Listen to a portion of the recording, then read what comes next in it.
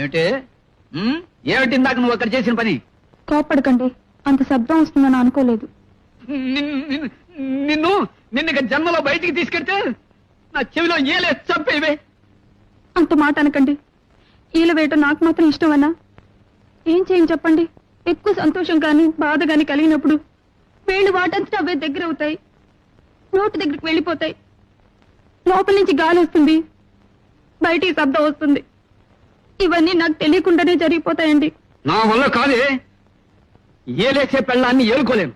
ఇవాళ రేపు వకీల్ గారిని కలిసి నీకు విడాకులు ఇచ్చేస్తాను. అంటే ఏంటండి? కోర్టు వారు నీకు నాకు ఇక ఏ సంబంధం లేదని కాగితం ఇస్తారు. అది